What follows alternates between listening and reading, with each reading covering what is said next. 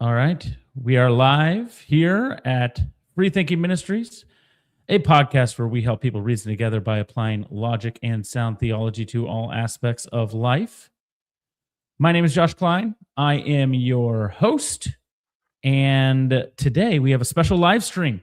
We are here today to celebrate the official. I mean, we did this before, but this is the official release because all of the broken things are fixed. Here it is. Hold it up loud and proud. Yeah, this is the official hard launch. We did a soft launch several weeks ago when the second edition was published. However, due to some technical difficulties on our end, we wound up publishing some things that had not been sufficiently edited yet. And I take full responsibility for that. Whip Stock was great to work with, and we made all the changes. And so we've now done a second printing just several weeks after the soft launch. And so things are good now. So highly encourage people to get it. If you've already bought the Kindle edition, I've got two Kindles. Well, I've got a Kindle, and then I've got the app on my iPhone too. And on the Kindle, it made the updates automatically. I didn't have to do anything. On my iPhone, I had to, I think I had to refresh that somehow. But eventually the updates were made. So yeah, if you've already purchased it on Kindle, it's only $9.99. Make sure that it's been updated. I think it has. And if you haven't, if you want a hard copy, well, you can get it. You can get the hardcover or the paperback. This is a paperback. And I didn't set the price, but the publisher is charging $60 for the paperback and $80 for the hardcover. So I recommend the Kindle version, only $9.99. So there you go. Thank you. Being frugal for the listener. That's great. I care about the listener. Yes. All right. And I think obviously it's important work. We're going to go through it a little bit here. Here's the plan for the show as we are moving forward here at Free Thinking Ministries. First, we want to ask you all to like and subscribe. Like this video, subscribe, share this video with other people, people who love it, people who hate it, people who love to hate it. You can share it with them as well. Today, we are going to kind of go through the book a little bit. We're going to give a little bit of a preview, and then we've got some special guests that are going to be popping in. And then we want to open it up to you, the people, as Bain would say. Okay, maybe that's not a good reference. But we want people to call in. One of the things that we will say at the outset, this is not meant to be a debate. We could get into some spirited discussions for a little bit, maybe, but we're not necessarily debating things. But if you have questions, if you have concerns, snide remarks, you can call in eventually, and we will get you going. We are live on Facebook. We are live on YouTube. We are live on X. We are live on Instagram as well. For the first time ever, live on Instagram. If you are watching this on Instagram, one thing you need to know is I will not be able to see your comment. Okay, so yeah, we can't see that on the streaming platform. So you might want to mosey on over to YouTube. That's where all of the fun usually is anyway. But we're on all of those platforms. So Tim, your book, Human Freedom, Divine Knowledge, and Mere Molinism, I call it 2.0, but it's just the second edition. You've added how many new pages? Oh, well, the first edition was around 300 pages, and this one I think is 531 pages altogether. So it's significantly thicker. Here, I'll show you the original. This is the original, and this is the new one. So you can see the difference there. They are distinctly different. Yeah, distinctly different. Every chapter got some edits. Several chapters got significant upgrades. Two chapters were completely gutted.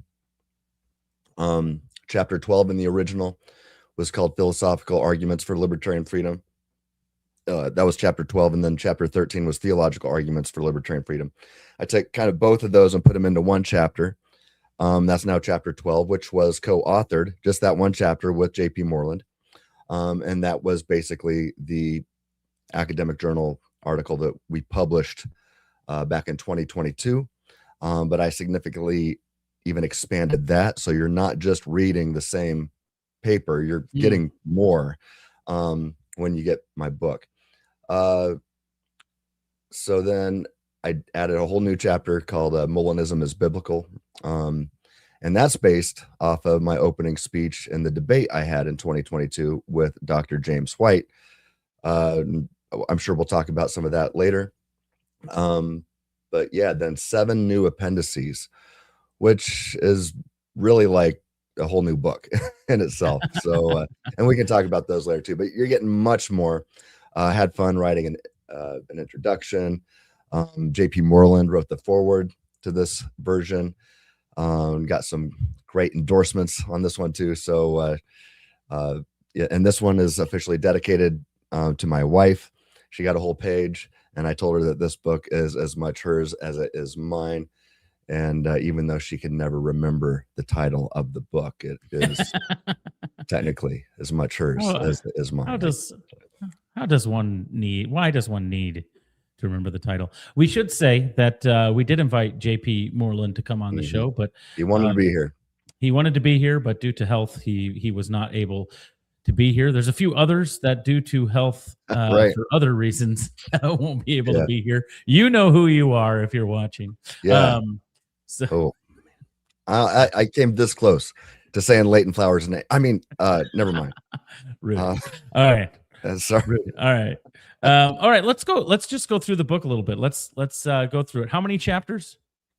16 chapters, and then 7 appendices. So really, yeah, 23 chapters. Yeah. Plus a new foreword, new introduction. It's quite a bit different. Kenneth Keithley endorsed the book, and he said this is really just a whole new book, and he said it's a one-stop shop. In fact, maybe I should read some of the endorsements. Yeah, let's read some of the endorsements on there. Not all of them. Not all of them. Most people buy books to read the endorsements. I don't know if you know that. That's usually. I didn't know. I'm just kidding. That's not actually what they do. Yeah, read Kenneth Keithley's endorsement. Okay. Keithley, Dr. Keithley says, for the person wanting to understand Molinism, mere Molinism is an excellent one-stop shop. Tim Stratton gives a spirited biblical defense of Molinism, an excellent historical survey of the debate between proponents of determinism and those of libertarianism, and a clear presentation of middle knowledge and its distinctive features. And he does so winsomely and charitably. The chapter on the free-thinking arguments is worth the price of the book by itself. So thank you, Dr. Keithley. Wow. He's kind of a hero of mine. In fact, his book, Salvation and Sovereignty, way back in the day, was really what helped me start to really get a good grasp on Molinism. Obviously, Dr. William Lane Craig was the first to introduce me, and I'd say he did most of the heavy lifting and helping me understand it. But after I read Salvation and Sovereignty by Dr. Keithley, that book, I think, was written more for an introductory level. And so for younger Tim Stratton back in the day, that was exactly what I needed to really get the ball rolling. So I'm indebted to Kenneth Keithley, and so just honored that he would endorse the book. Let me read you what Dr. J.P. Moreland said. In addition to the foreword, he writes this endorsement. He says, while discussions and debates about the nature and preconditions of rationality are gaining attention, the relationship between rationality and various forms of agency remains underdeveloped in the literature. This book fills a significant lacuna. More than that, it integrates worldview considerations, especially how these issues intersect with philosophical naturalism and theological determinism. Dr. Stratton is an expert in these matters, and this book will be a leading resource for years to come. And I've just got to say, it's a little surreal to read that endorsement from JP, and especially having him refer to me as an expert in those matters when I just consider him to be one of the leading experts on everything. Yeah. Yeah, I remember when I first started with Free Thinking Ministries, you were talking about J.P. Moreland and how people said you didn't get him right and you didn't actually know what he was arguing. Right. Um, and then you wrote a paper with him, and it was kind of like, well, I guess everyone was wrong, and now he's writing this endorsement, and so the people who said you got him wrong seem to have been wrong themselves. So it's kind of a cool moment to go from what was that 4 years ago, Yeah. to now. Mhm. So here's what we want to do is people are watching. If you've got comments, you can put comments in the YouTube, in the Facebook. I'll star them. We'll interact with comments throughout. If you want us to stop what we're doing, even in the middle of an interview, to answer your question or to do a comment, you can go to the YouTube channel and enter in a super chat for any amount. We'll stop what we're doing. We'll read your comment. Unless it is vulgar and inappropriate, then we will not read it. We will just accept your money. So, well, YouTube will accept most of it, but we'll accept a little bit of it as well. Hey, I want to say hi to Zach Reimer here. I haven't talked to him for several years, and it's good to hear from you, Zach. And I would love to come to Canada. So yeah, let's talk about that at some point. I'd really like to reconnect with you, my friend, and see how you're doing. Here's what you need to do. I had that highlighted. You stole my job. I'm supposed to be running the show here. You're still in it. Sorry. Yeah, that's all right. Here's what you need to do. If you want Tim or myself or anybody, but mostly Tim, he's the man. If you want us to come, all you got to do is go to freethinkingministries.com/contact.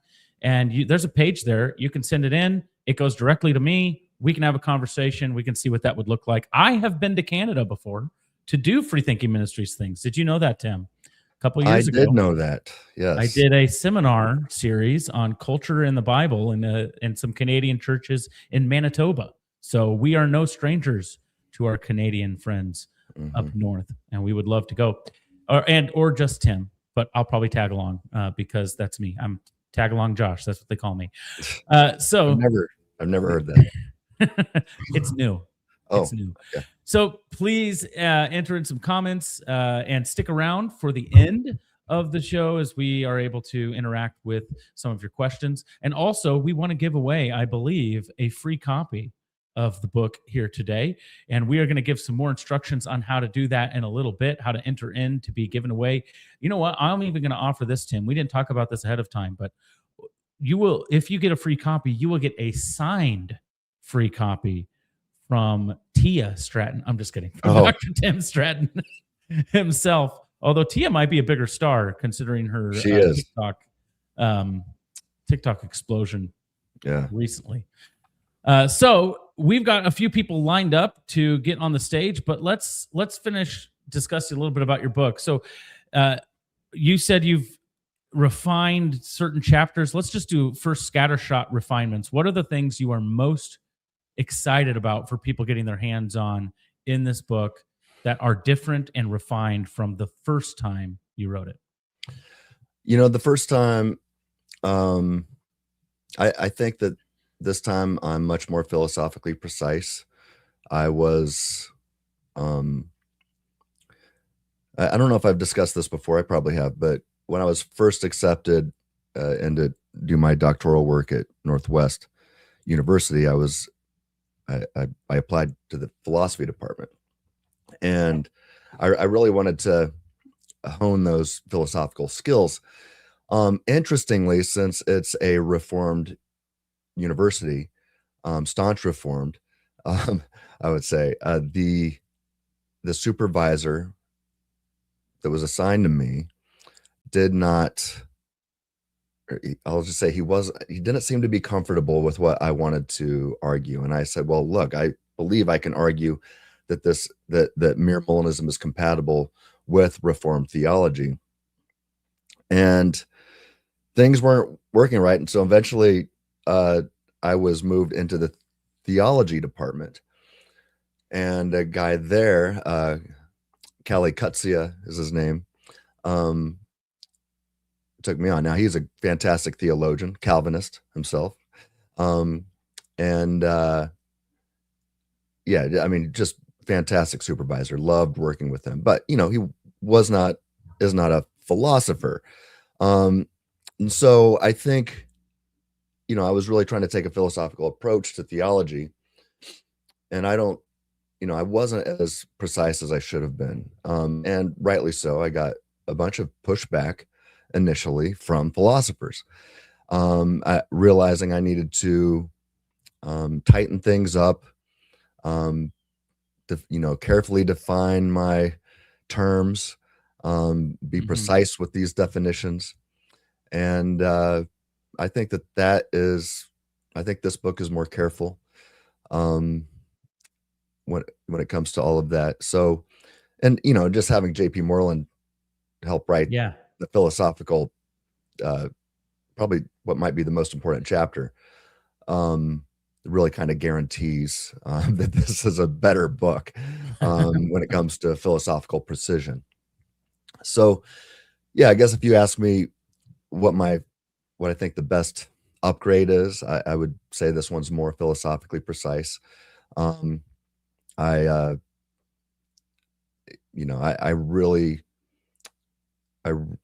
really grateful for the sharpening that I got from. I mean, I was surrounded by so many philosophers, both friendly and not so friendly, all who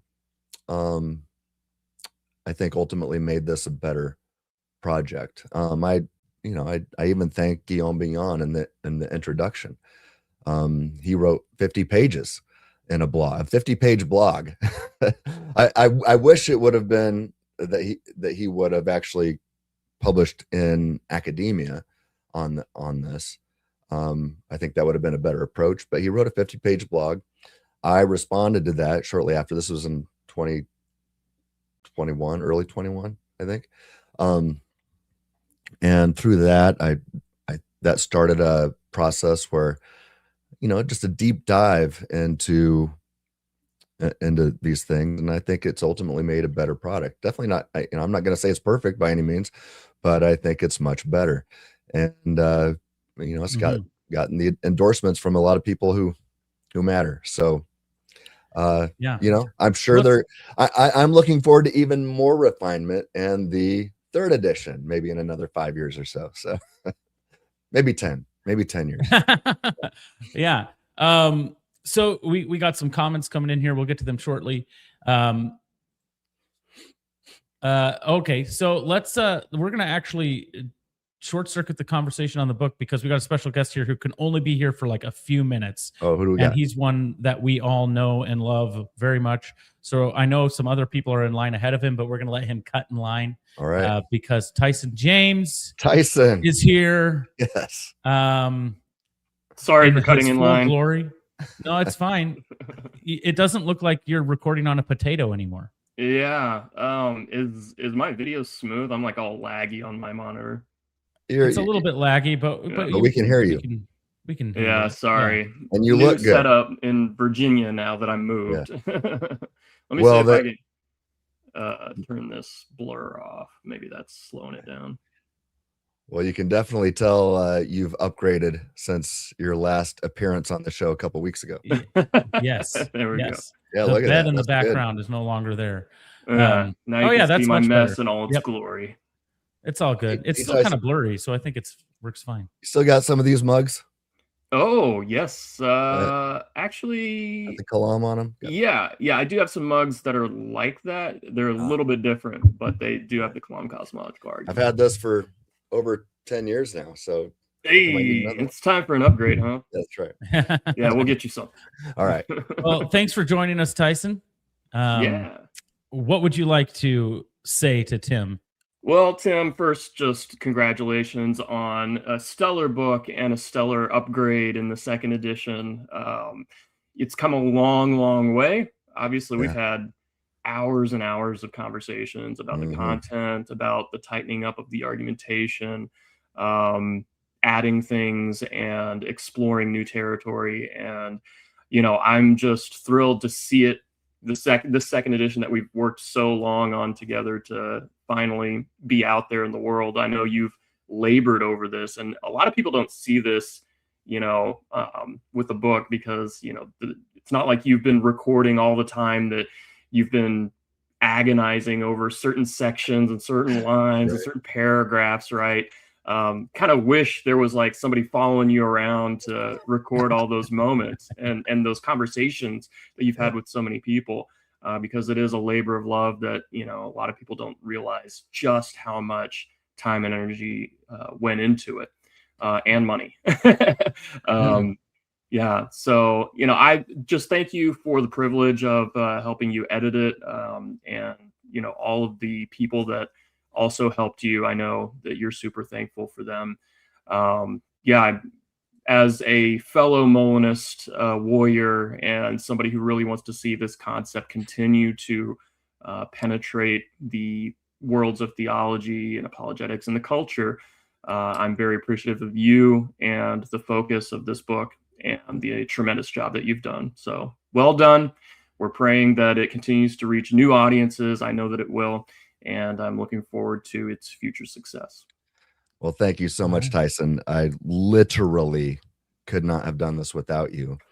Sometimes I feel like I should say co-authored by Tyson James. But really, you were a fantastic editor. And let me read the acknowledgement to you. I thanked my wife, my son, JP for his help, Dr. Craig, Mike Lacona, and then you. And I said, good company. Yeah, that's right. I said, to Tyson James, you've been a rock. Your depth of knowledge surpasses my own, and your friendship, wisdom, and encouragement have lifted me through many dark nights of the soul. Thank you for all of your edits and suggestions. So I sincerely mean that. You're not just a fantastic editor, but you've been a really good friend, and sometimes a counselor and a therapist, and and a shouter who's like, Tim. Oh yeah, don't do that. That's right. I mean, here's a funny story. There's one appendix. There's 7 appendices in there. There was 8 originally, and Tyson on one of them just said, "No, this one is horrible. Don't publish this one." I'm like, all right, I can't even remember what it was about right now because I just deleted it from not only from the manuscript, but from my memory banks. Cause I'm like, if Tyson thinks this sucks, then I never want to think about it again. So was it one where you called God not reasonable, or that God doesn't reason? That was probably it. We all know how Tyson loves that. Yeah. Tyson, thanks for joining us. Yeah. Thank you, Tyson. Did you know we had a live studio audience? That's new to me. Like, what's going on? All right, thanks. All right, we'll see you later. All right.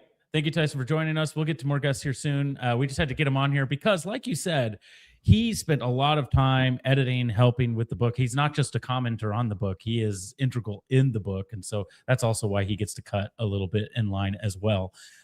So let's get back to the conversation on the book, Tim. Of the chapters that you added, of the ones that you added, which one? Well, I can't ask this because you already kind of answered. I was going to ask which one's most important. Well, no, let me answer that. Okay, yeah, there you go. Which one is most important? Well, I'll say there's. That's all hard to of answer. them. Yeah, all of them. But look, chapter 12 is vital. It might be the most important chapter in the book. In one sense, I mean, definitely in a philosophical sense, but a case could be made that chapter 14, which is brand new, might be the most important. In fact, I think most pastors and theologians would say that chapter 14 is the most important, while most philosophers are going to say that chapter 12 is the most important. So chapter 14, and chapter 14 is Molinism biblical? Yeah, it's focused on the biblical data supporting Molinism, again, based off of my opening speech and my debate with Dr. James White in 2022, and heavily expanded. But I started with that, and so yeah, I mean, both of those both have their in 2022 I really started rewriting both of these chapters. With chapter 12, I started writing it on my own. I wrote about 20 pages. and some folks on Facebook, I saw another, some people were sending me screenshots of a few folks saying Tim Stratton has no idea what he's talking about when it comes to JP Moreland's work. And I was like, man, I had JP as a professor. I've read his books. We've talked about this stuff. We've even shared the stage together. I'm like, how can these people say I don't understand them? But I thought, well, maybe they're right. So I gave them the benefit of the doubt. And I thought, well, I better just send this, what I'm working on, to JP and see if I do misunderstand him like these guys are saying. And JP got back to me 2 days later, said that he'd read it twice, said that he loved it. And then he said, I want to change a thing. I'd only add a few things. And with what he gave me, it probably turned into another page or two that could be added to it. And I was like, well, gosh, I can't have 2 pages of block notes here. And so I said, why don't you just co-author this paper with me now? We'll publish it in a journal. And he said, well, I'll do that on 2 conditions. Your name has to be first, and I get to write a lot more. and so he contributed much more to that. And so we got it published. So that's what it eventually became, chapter 12. It started with the rewrite of chapter 12, turned into a journal article, then became the new and improved chapter 12. And that same year, I took the debate with James White, came up with my opening arguments. The resolution was, is Molinism biblical? I said yes. So I had the affirmative position. So it was my responsibility to go first and to make a case. It was James White's responsibility then to refute my case, and he failed to interact with my deductive arguments, just ignored them, pretended they weren't there. And even afterwards, I mean, you can't win a debate. You cannot win if you do not interact with your opponent's case as supporting the affirmative in the debate. And so, I thought, well, man, these arguments stood strong through that debate. He failed to defeat them afterwards in videos.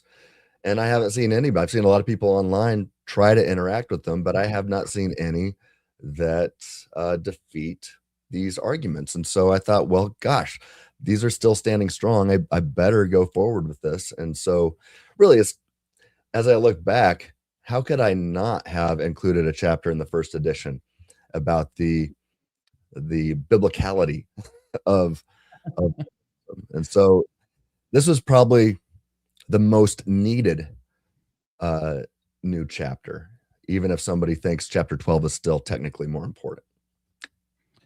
All right, let's, with our last few minutes here before we get into some other callers, and then we'll get back into the book a little bit. It's a long book. We already covered that. It's almost 600 pages, little under that. What would you say to somebody be like, how do I even read this long book? Like, what do I do? Where do I start? Do I read it like a novel? What are some pointers to the people out there that are wanting to get into it?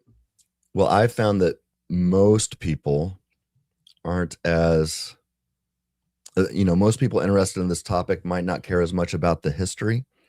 And so, chapters 3 through 11 plus 13 are all focused on history. And then plus one of the appendices is as well.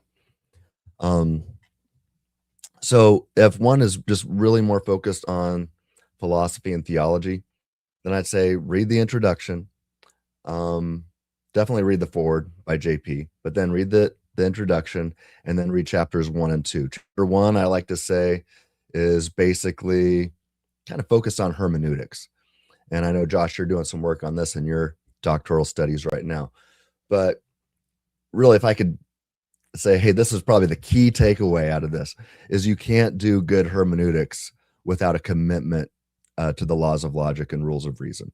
If you don't, something I say a couple times in the book is, and including chapter 1, if you aren't committed to logic, then there's nothing preventing a person from reading the New Testament and reaching the conclusion that Jesus was an atheist. There's nothing prohibiting that, nothing stopping you from getting there if you do not presuppose logic. And so that really kind of sets up much of the book, because so much of what I'm doing is offering logical argumentation throughout it. So, but yeah, I talk about several key ingredients of hermeneutics. It's not just logic, but there's much more. And yeah, Josh, since you're studying this right now, and I know you're kind of even, I think you're even quoting the Jesus was an atheist line. If you don't, if you don't start with logic, what would you add to that? Well, I think it's one of those things where when you study scripture, you are automatically using logic and reason. You just don't realize it. And I think the problem is in a world that is increasingly relativistic, we actually need to articulate that out loud when we didn't need to articulate it before. And I think it also provides the ability to compare exegetical conclusions. When you reach different exegetical conclusions, you can now compare them using logic and reason to find the most parsimonious one that will fit together with how the world actually works.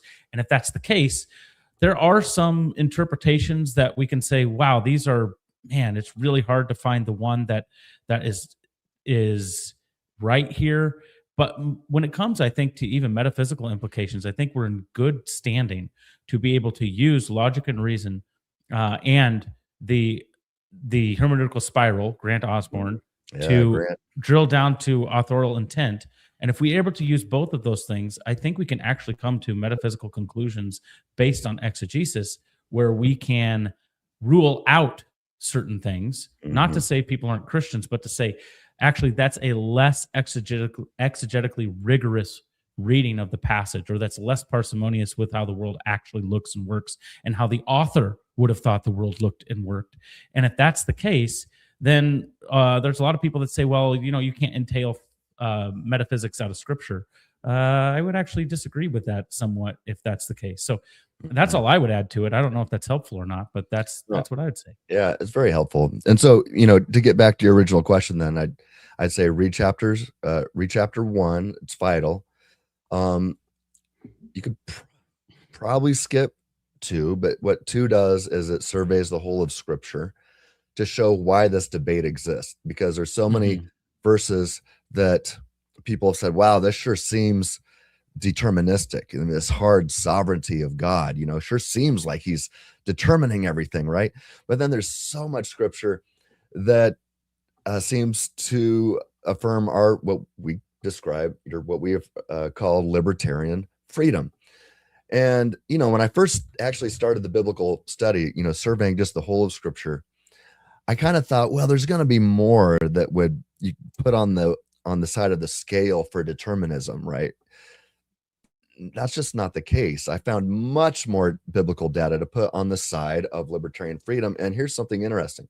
I could not find one single verse that would heavily imply exhaustive divine determinism or determination, or this EDD, exhaustive divine determination. I couldn't find one verse, right? But I could find a plethora of verses that heavily implied human libertarian freedom. Now, could I find some verses that that heavily implied exhaustive predestination and sovereignty? Yes. But then I also provide an argument that shows that predestination ought not be conflated with determination. Those are two philosophically different concepts that ought not be conflated.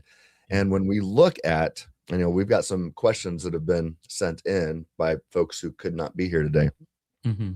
But when we look at some of these questions, part of the confusion is so many folks see this predestination and just say, well, then it's determination. And it's just not true. There's different ways that God can predestine things. And he could predestine all things by determination, but he doesn't have to. There's other ways he can get the job done.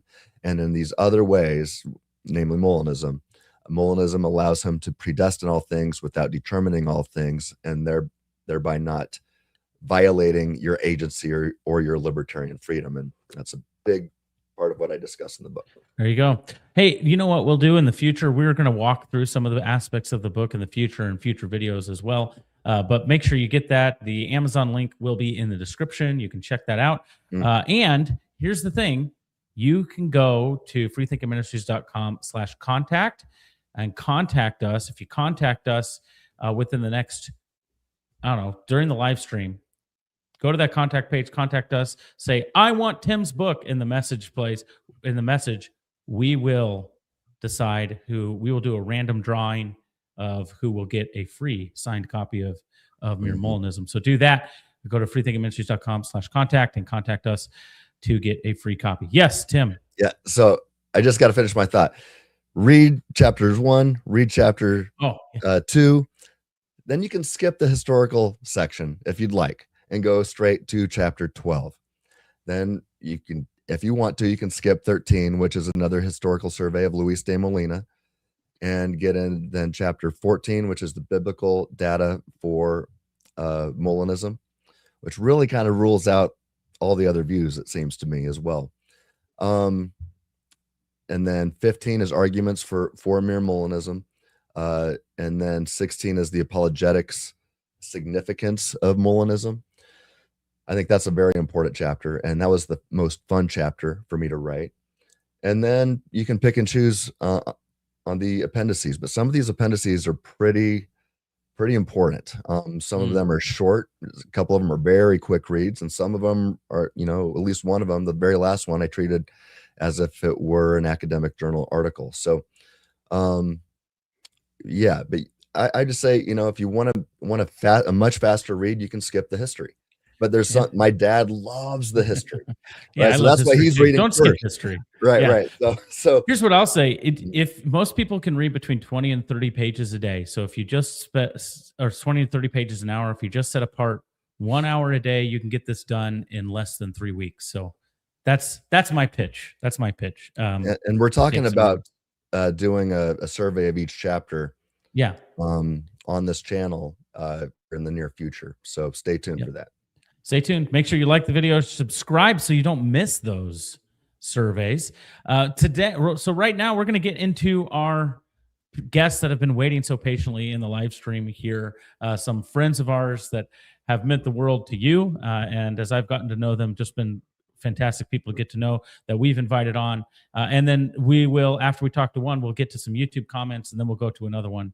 And then we will open it up for people to call in if they'd like. And if no one calls in, that's fine too, because I can eat an early supper. Yeah, I think we need to hit Stillman first because he messaged me and said he's at work, and so hit him really quick. I see. I feel bad for the other two. They keep getting cut. I don't think he's got very much time, so he'll be quick. Okay, let's see.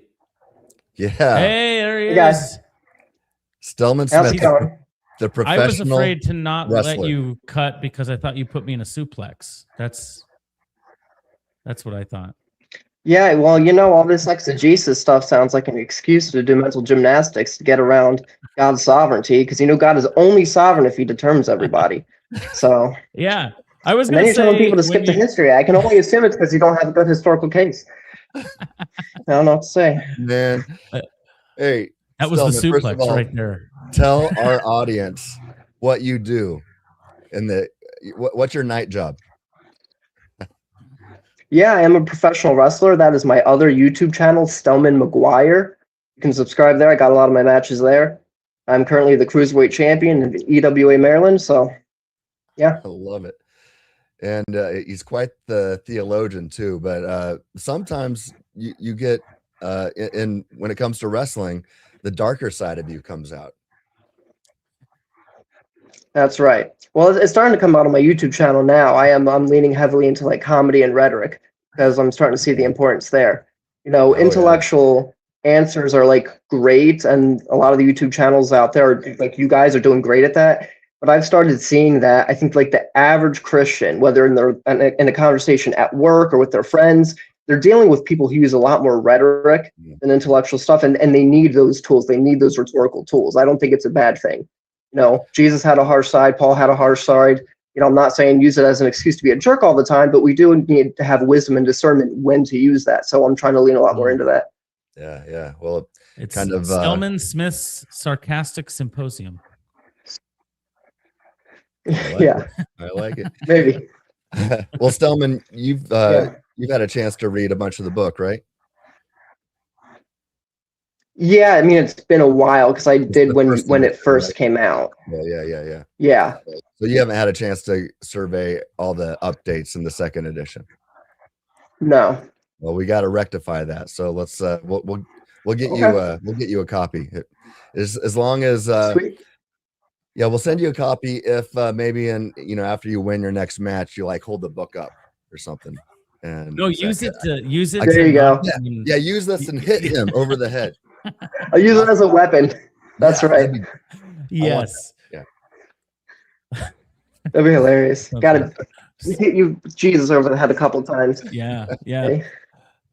So Stillman, besides all of those things and the rhetoric, anything else you want to add to Tim? You said you're at work right now. Anything else you want to tell Tim about? Yeah. Well, Tim was gracious enough to let me advertise that I'm going live tonight at 8 p.m. Eastern time, and I'm going to be reviewing a debate Andrew Wilson recently had, and the goal is going to be to focus less on the specifics of the topic and just to focus on his tactics, because he's very successful, and so I want to laser in on how it is that he's that successful. It's just to help give people those rhetorical tools. Nice. That's great. But I'm also going to be looking at some atheist TikToks, and so we're gonna have plenty of jokes to be making about some of these people because they're pretty silly. Yeah. So how do people find what's your channel again? Stillman. What's the name so the channel is just Stillman Smith Jr. with no spaces, exactly as it appears in my name right there below. Stillman Smith Jr. All right, everybody. Smith Jr. If you're watching go that, there. Yeah. So that is 7 Eastern or 7 also, Central tonight? Real quick question. Oh, I'm sorry. 7 Central, yes. I'll be live. Yeah. Quick question for you guys, because you've talked to Ryan more recently than me, although him and I are working out getting him on my show in July. It looks like we actually might be able to do an in-person thing, which would be really fun. Talking Ryan does he fully identify as a Molinist, or does he still have his quibbles with it, or does he doesn't identify as a Molinist, right? I think he does. It's just a nuanced version of Molinism that I have. He leans Molinism is what he said. Yeah. So leans Molins. Okay, so my goal for you guys is to get him to fully embrace the title. Well, that's my goal for you guys. Yeah, he's going to embrace Molinism. Yeah, that's what I was going to say. Yep. Molinism. Come on, guys. It's just counterfactuals. That's all you need. You already got God's foreknowledge. You already got free will. Look, you just need the counterfactuals. It's not that complicated. He is affirming everything you need for mere Molinism. I will say that. Yeah. He has affirmed everything you need for mere Molinism. And so, I don't embrace everything that Molina said. I mean, here's Molinist. Have you seen this before? Falsely. Wait, you don't think Molina is the Pope? Being hereditary. I thought that was the conclusion of your book, that Molina was the Pope. No? You gave it away. No. Look, I love Molina, but I am not somebody who affirms everything Molina said. But I'm just laser focused on 2 things that I think he got right.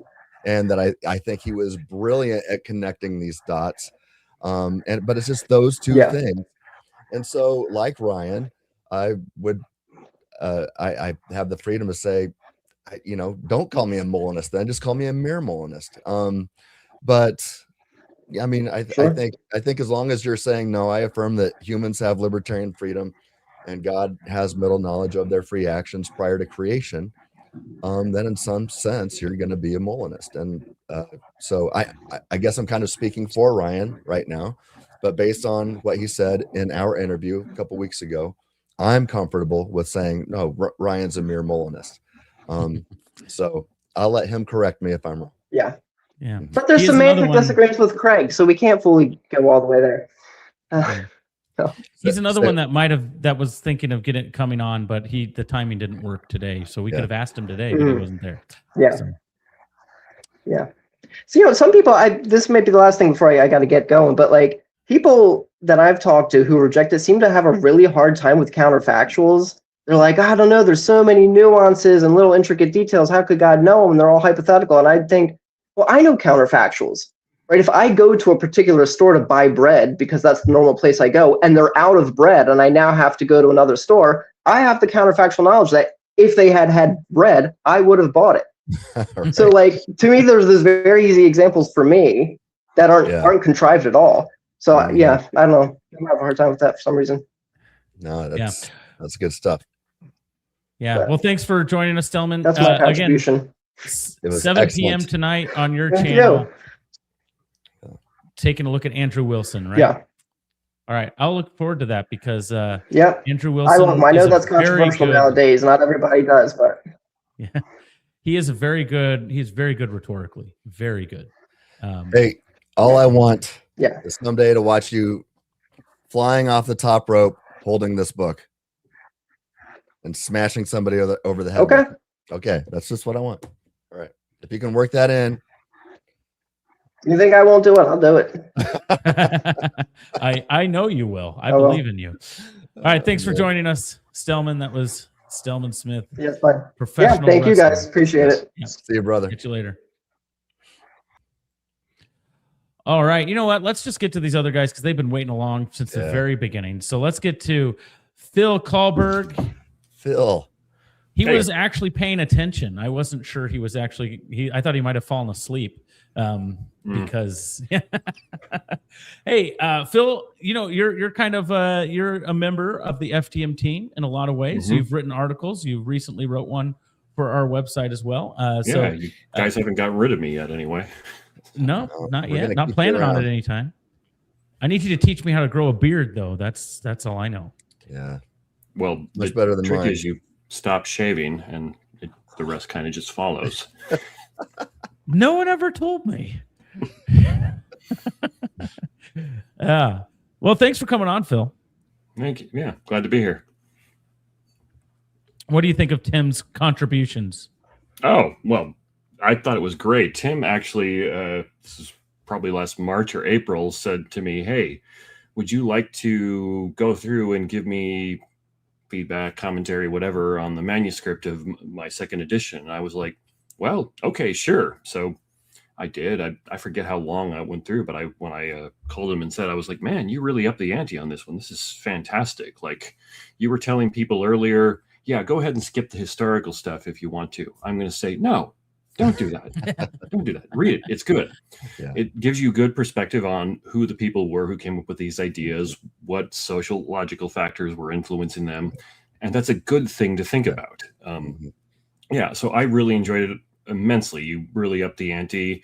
It is more precise in many ways. There was when you mentioned this was going to happen, I went back and looked at some of the notes I'd sent you. And one of the things I noticed that would happen periodically is I'd be going through your book and I'd go, okay, then he needs to deal with this objection, or this analogy he's using is like this. And I'd make a note of that. And then about within 20 or 30 pages later, I'd go back and go, he addressed this later at this point. Nice. And that happened multiple times where I was like, yeah, he's going to need to deal with this. And then you did. Wow. So, yeah, I remember you telling me that too.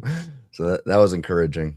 Yeah. So it was great. I actually got one of the imperfect copies. Yeah. So I'm apparently going to have to get the perfect one or more perfect one. I'll get later. you one. So, yeah. I'll get you one. Yeah. Look at all those notes. I like the sticky notes.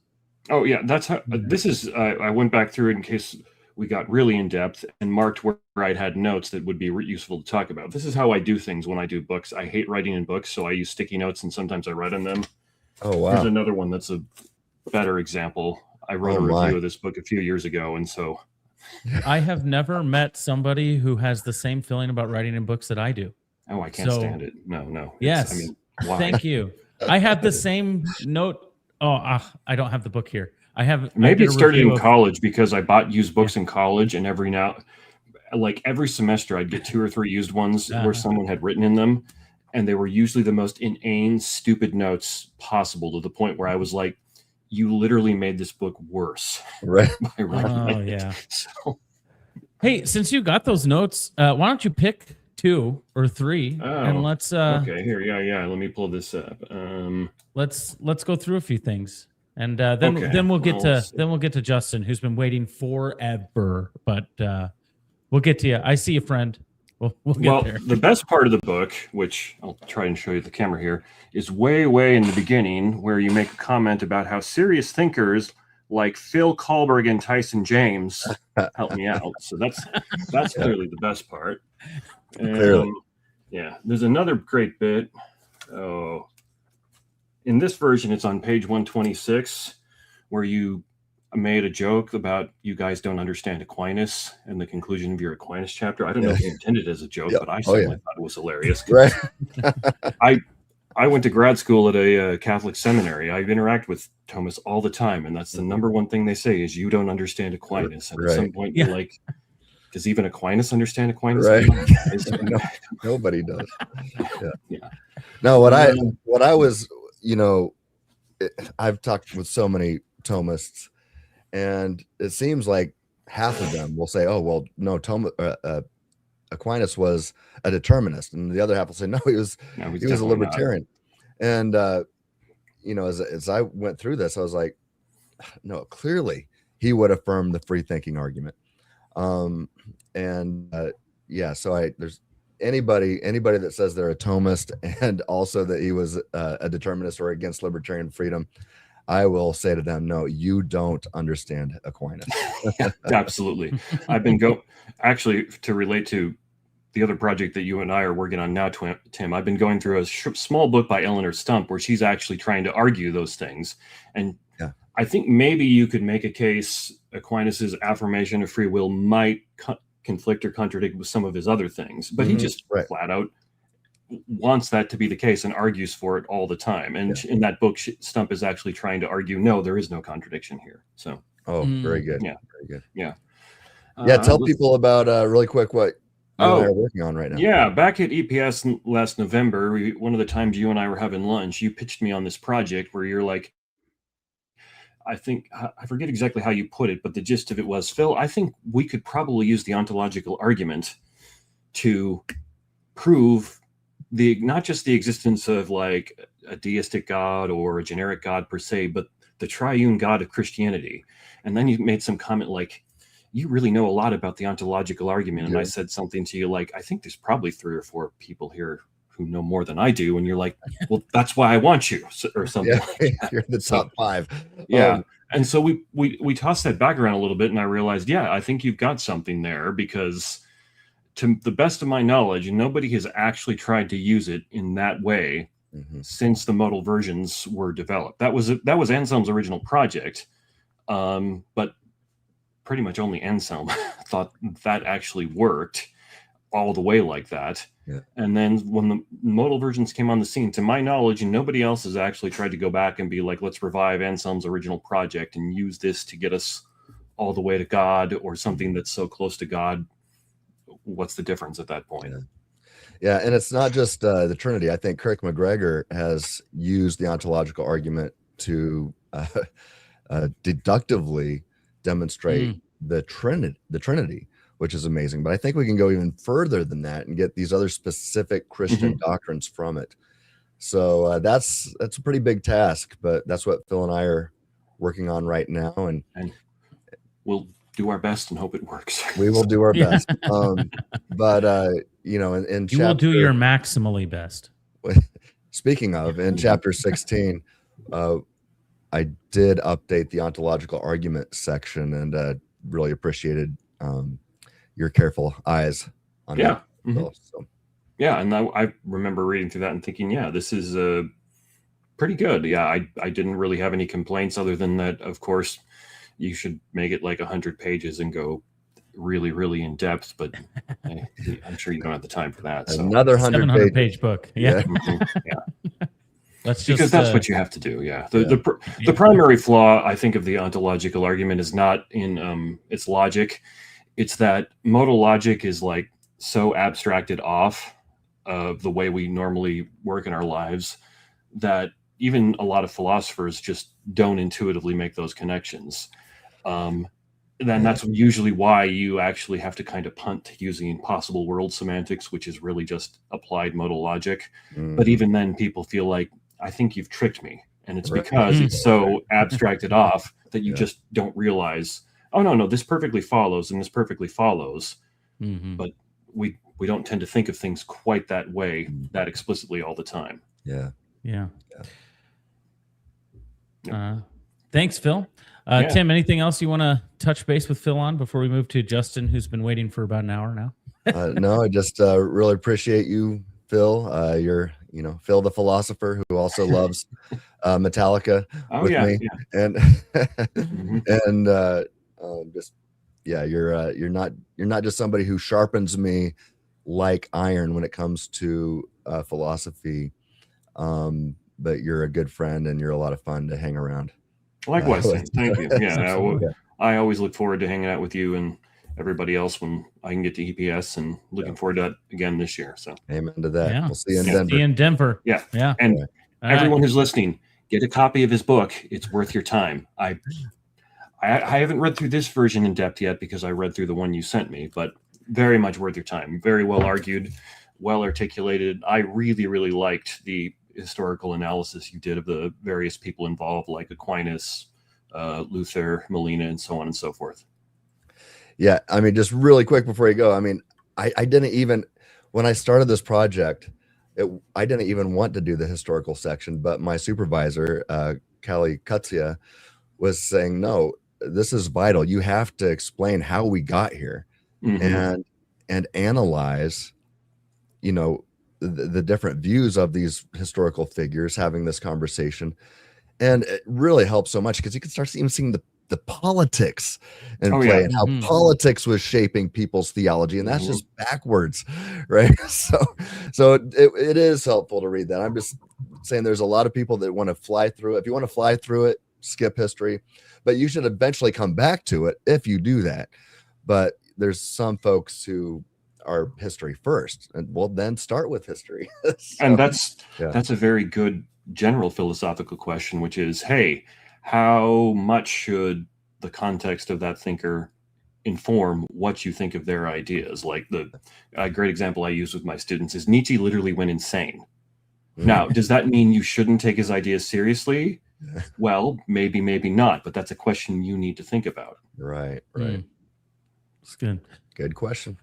That's good. All right, Phil, thanks for joining us. Appreciate it. Phil. We will have you on again sometime soon, I'm sure. Yeah, I hope so. Just give me the word and I'll try to make it happen. So, all right. Thank you, sir. We'll catch you later. Hey, I gotta answer this really quick. What's your favorite Metallica album? I mean, you brought me back. Okay. Yeah. I was just gonna answer this, but now you get to also. This is gonna surprise some people. Good deal. But it's actually the album that they did live with the San Francisco Symphony Orchestra. Yes. I was going to say exactly the same thing. Yes. Wow. Yeah. S&M 1. Yes. S&M 2 is still pretty good, but S&M 1 knocks it out of the park. It's just absolutely fantastic. Now, have you listened to some of the live stuff they've been doing in the past 4 or 5 years? Yeah, I've been to a concert. So have you. Yeah. Oh, yeah. It's fantastic. Like, it's not. I still think S&M 1 is a little bit better, but it's like these guys are at the top of their game right now. Yeah, they're getting better with age. Yeah. And I'll say this, like I think Robert Trujillo is technically a better bass player than Jason Newsted, but I love what Jason Newsted did. Oh yeah, when he was with him. It was just very tasteful, but I think I actually like the music that Jason Newsted did as a bass player better, but I'm also going to say, but Trujillo is a much better bass player, and I just love watching him. But yeah, I just love them both, I guess. But what can you do? Well, you're a bass player. I'll defer to your expertise there. I more or less just listen to the music and go, "This is what I really enjoy. This is what I don't." And S&M 1, that's just something about that one just hits so hard. And it's also great because they're playing the highlights from so many albums. Exactly. Yeah. Because it's hard to just pick your favorite album, but they're playing the highlights of their different albums, and with the orchestra, just beautiful. Absolutely. Yeah. All right. Thanks for joining us, Phil. We need to stop talking about Metallica now. Yeah. You brought me back for the epilogue. That's how good my short little bit was. I did. Yes, it was fantastic. Thank you. All right, let's get to Justin. He's been waiting around. Man, Justin Hayner. how you doing? Good. You guys are keeping me out of meetings, so this is wonderful. Yeah.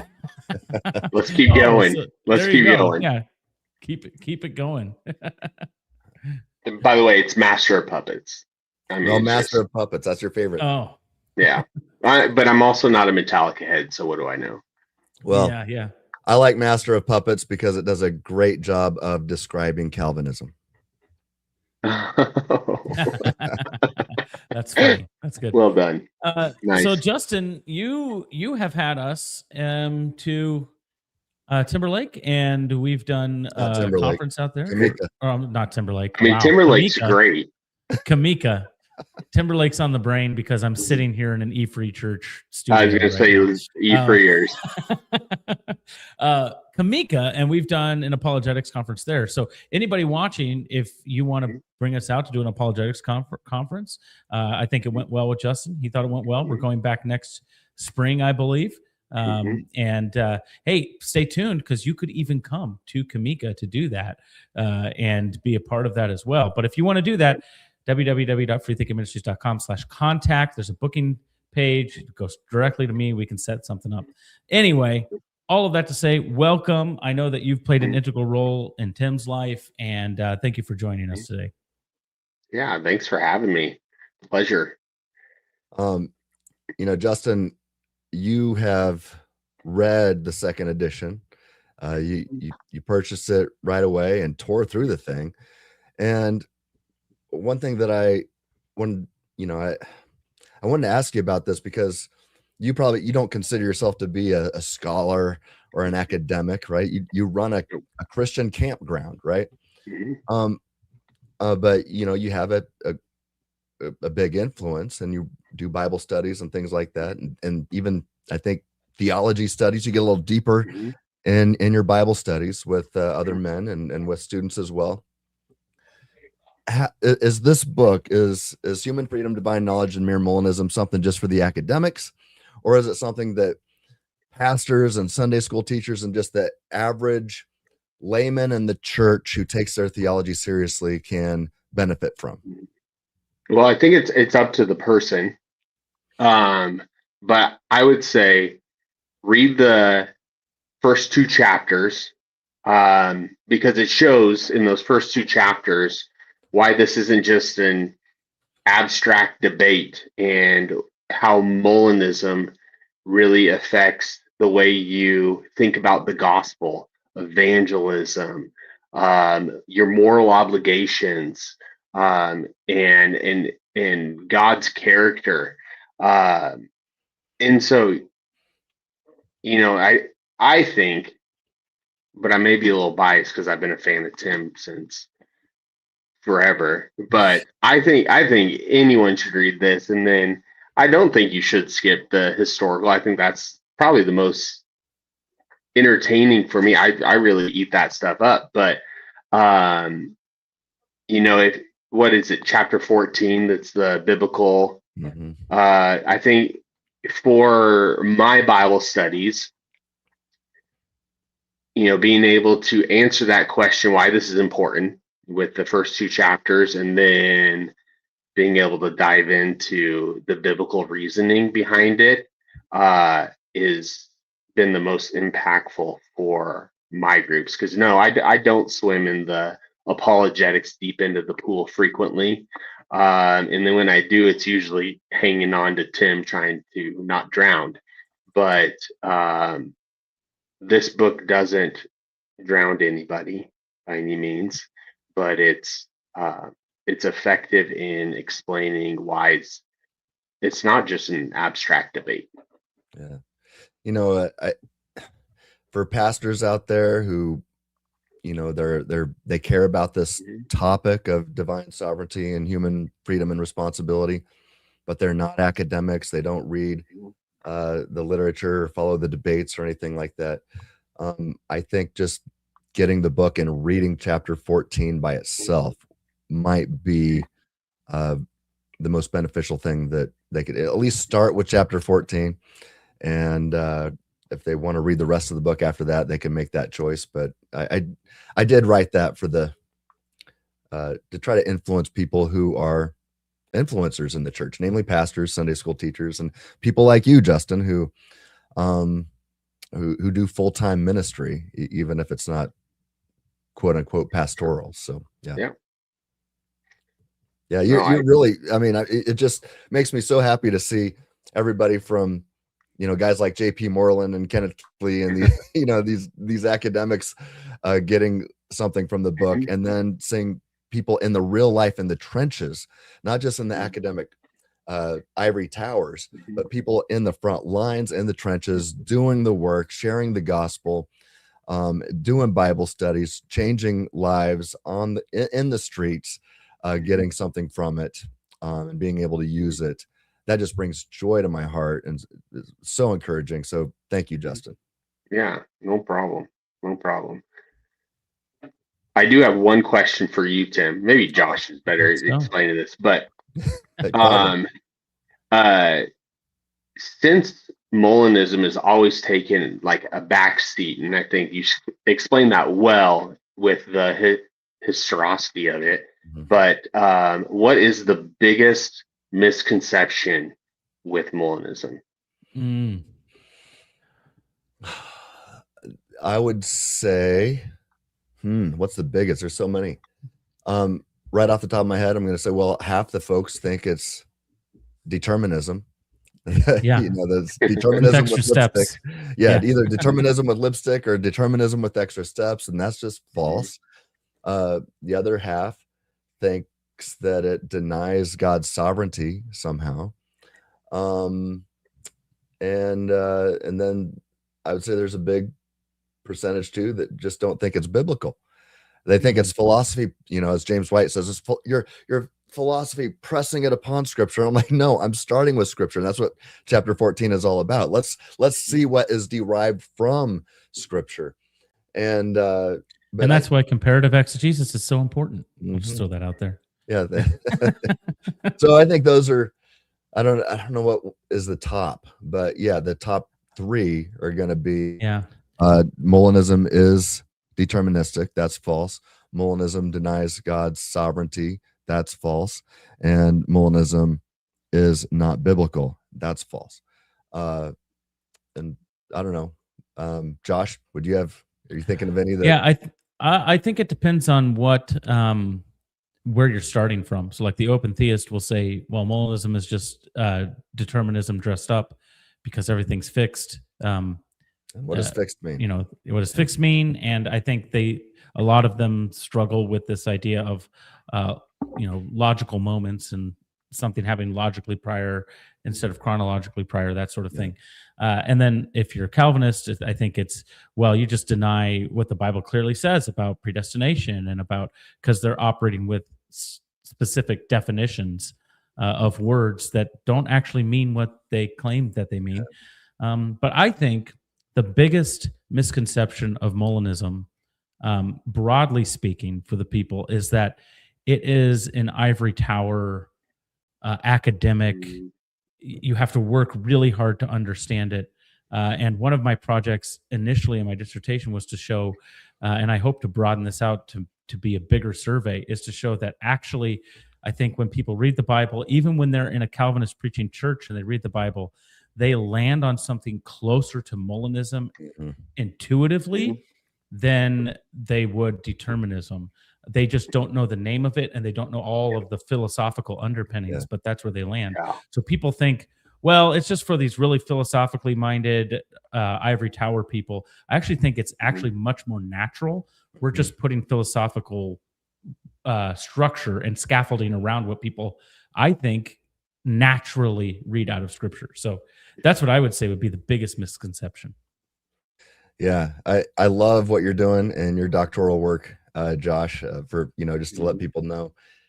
He has conducted a survey and this was tough because Josh and I couldn't just go out and ask the people that subscribe to Free Thinking Ministries, because part of the deal was you had to be a mature Christian going to church for at least 10 years and you can't know anything about the work from Tim Stratton or Free Thinking Ministries. You don't or know William Lane about, Craig. yeah, or you couldn't know. We Greg don't want Boyd these or to know about Molinism or open theism or anything like that. And so, so that was hard because Josh couldn't just send out a newsletter to our audience because they're already tainted by, by what we talk about all the time. And so we wanted fresh eyes. And so, Josh, how many surveys were you able to conduct? So about I sent out over 200, and some people just don't respond or never take it, and I think we ended up getting just over 100 full responses, and of those, over 90% landed on the lean Molinism side. And all it was reading passages of scripture, and I selected proof texts from all of the traditions. And I had a Calvinist look over it. I had open theist look over it. I had a Molinist look over it. I had them all look over it to say, would these be the passages you would choose? They all said yes. So yeah, and I hope maybe someday we can broaden it out to make it a bigger research project. I want to have a conversation with like Pew Research, something like that, to figure out how could we do this to get a larger sample size, because I think it'd be big. One of my doctoral supervisors, not one of my mentor team, but one of my supervisors, said he thought actually a better way to do it would be to ask people who either aren't religious or don't believe in God to take the survey, to see where their natural reading would be. Now, so I find that interesting. Now, you didn't include one that came back because you figured out that he was a Mormon or in the Church of Jesus Christ of Latter-day Saints. But I guess I'd never asked you about this. Was he leaning Molinistic as well? Would he be a Molinist Mormon? Probably closer to open theist. Oh, really? I think. No, I think technically speaking, Mormonism is more, I think that they actually could incorporate mere Molinism, but you're seeing more and more of them going toward open theism these days. But I don't think that makes sense of their own scriptures. And I think it violates their own at least their traditional understandings of Joseph Smith. I'm not saying that he was a prophet or anything like that. I'm just saying, but if you're going to assume that what he is writing is prophetic, I don't think open theism is compatible with Mormonism. And so I've used, to be the case. When I go to Utah, I actually use Molinism to build bridges with some of my Mormon friends, and then get them closer to truth, and then ultimately share the true gospel with them. But Justin, I just got to tell people too, you look very short compared to Josh and I right now, and you're actually but you're taller. much taller. Yeah. There you go. See, now if you had the camera tilted down, I would have never said Timberlake, because sorry, on your shirt. I only own Kamika shirts, so I blame you. I'm just kidding. Yeah, you can blame me. That's all right. I love Timberlake. They're awesome there.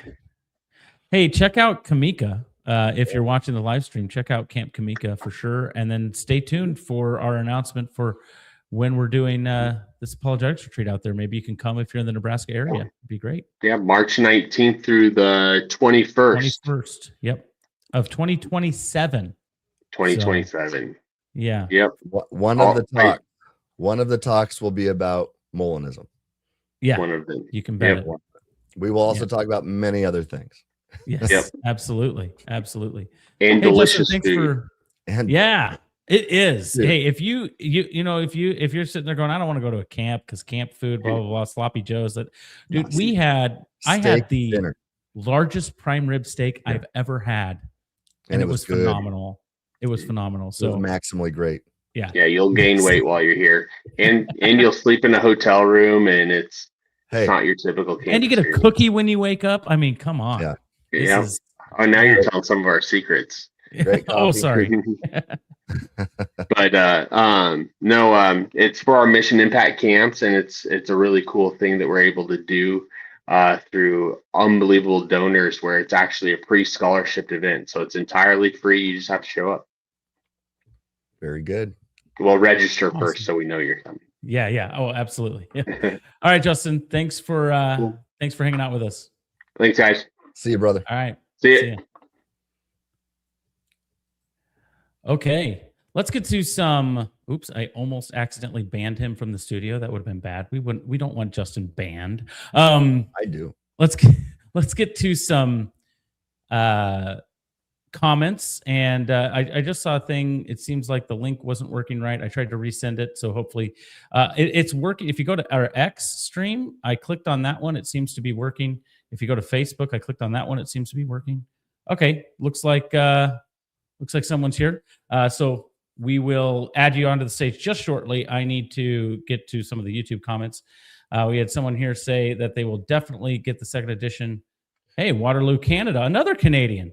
I wonder if that's the same person. Maybe not. I don't know. Pleasanton, Nebraska needs to get a signed copy. You could drive. Yeah, that's not too far. Yeah, it's not too far. You could drive and just get one. You could just knock on his door. We're not going to put his his address on the YouTube, though. That would not be appropriate. All right, here's a question that I don't know if you know the answer to, but we will get into it. Do you interact with James Anderson? I think the apostrophe is supposed to be somewhere else.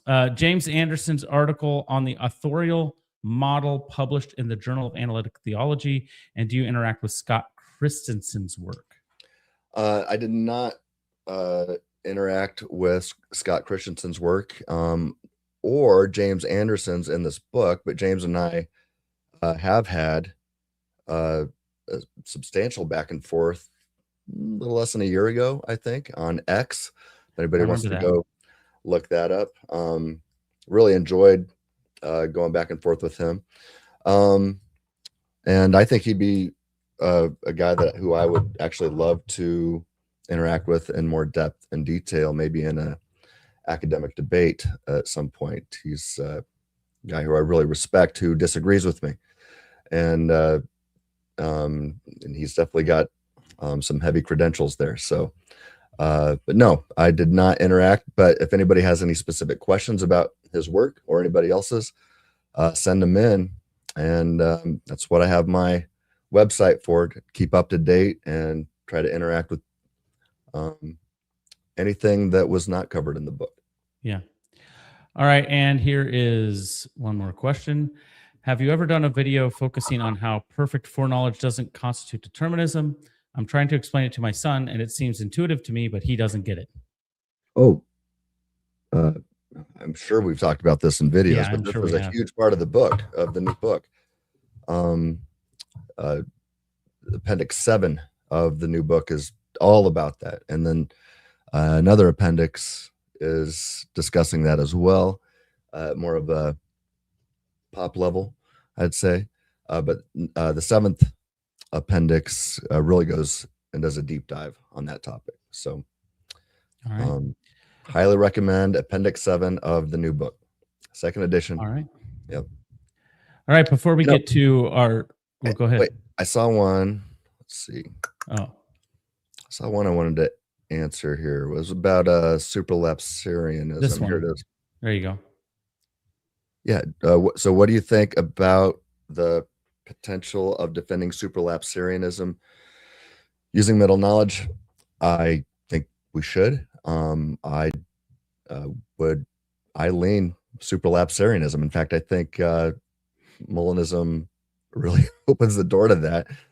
But it's nuanced, and our terms need to be carefully defined. But when you do that, in fact, I've been interacting. I've talked with Kenneth Keithley about this because he's affirming the infralapsarian view, and I've actually told him, I said, I think supralapsarianism works here. And as of right now, push comes to shove, people are going to ask me, I'm going to say, I'm supralapsarian. Kenneth Keithley, another awesome Molinist, is going to be infra. So I have written an article about this. I wrote it months ago. I just haven't published it yet. I've got a bunch that I've written that I kind of want to get back to and fine tune a little more. I always see that, a bunch in the hopper when I look at the when I look at the posts. I do need to finish that and get it out. All right. We have a guest that is, again, almost did something bad there. We have a guest that is waiting, and I don't think this is a surprise. Colton Carlson. How you doing, brother? Is here. Doing well. How are you? I'm doing good. I was I expecting I see the link worked. Sorry, the first one didn't. Well, I'm in New York right now, so the time is a little off. Sorry about that. What are you doing there? I was doing stuff with family, and then we had to rush back home, and they said that I said this was important to me, and so they're like, "Oh, okay, we gotta." Anyways, you guys don't care. And I mean, what are you doing right now in the middle of the communist takeover of New York? Yeah. So right now, my in-laws live in Long Island, and so we're just here during summer break for about a month, having my daughter, be with her cousins and everything. We did the Nebraska thing because if anyone doesn't know, I don't know if you know, Josh, but I'm from Nebraska. I'm from Omaha, actually Papillion. So wow, pretty close to. Well, and you went to Grace. Ish, Josh, you both graduated from Grace. I did not graduate from Grace, actually. My buddy graduated from Grace before it actually shut down, or he almost graduated from Grace. I went to Florida and then Pennsylvania, and then I don't know why. But I knew of Grace campus. I was very familiar with some of the Grace professors, the music professors, and everything. So I'm not unfamiliar with that territory. I've been on the campus, spent the night on the campus before. But, well, the campus is gone. I know. Now a bunch of apartment flats. It's sad. It's very sad. Yeah.